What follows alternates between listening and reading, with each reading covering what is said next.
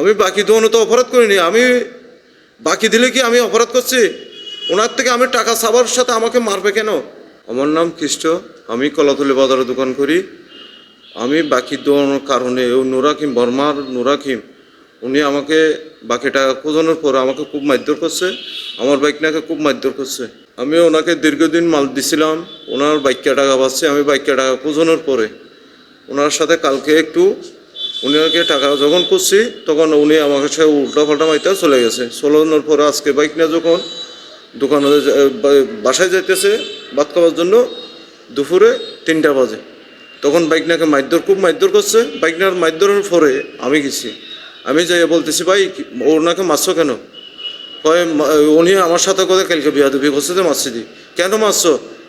আমি তোমার থেকে টাকা পাবো, আমি টাকা খুঁজছে, আমি বাইক না তো তোমার সাথে বিয়াদবি করিনি। আমি তো স্বয়ং ছিলাম, বাজারে অনেক মানুষ ছিল, আমার দোকানে অনেক মানুষ ছিল, তোমার থেকে টাকা খুঁজছে যে সেই সময়ে আমি অনেক মানুষ ছিল তোমার সাথে, তোমার থেকে টাকা খোঁজার সময়। তো তোমার সাথে তো বিয়াদবিও করিনি, কিছু করিনি, তো তুমি কোন কারণে মারলা? তুমি আমার থেকে বাকি খাইছো, তুমি আমার টাকা না দিয়ে তুমি আমার বাইক নাকি আরও মারবা। তখন আমি যখন এইভাবে বক্তব্য করতেছি তখন উনি আমাকে এসে ডাস করে বাড়ি মারিয়ে দিছে। বাড়ি মারিয়ে দেওয়ার পরে আমার বাইক নাকি আরও মারছে, আমার মোবাইল নিয়েছে, আমার টাকা ছিল 20,000 টাকা পকেটে, ওগুলো নিয়ে নিছে। আমার বাইকটার মোবাইল নিয়ে নিছে, বাইকটার থেকে টাকা ছিল ওগুলো নিয়ে নিছে, এই সমস্ত। তখন আমার মাথা ফেটে আমাকে হসপিটাল নিয়ে আসছে। আমি হসপিটাল আইনা আমার চিকিৎসা করছি। আমি ওর শাস্তি চাচ্ছি, ওর কোটিং, ওর ওয়াঙ্গার শাস্তি চাচ্ছি। আমি বাকি দেওয়ানো তো অপরাধ করিনি। আমি বাকি দিলে কি আমি অপরাধ করছি? ওনার থেকে আমি টাকা চাবার সাথে আমাকে মারবে কেন?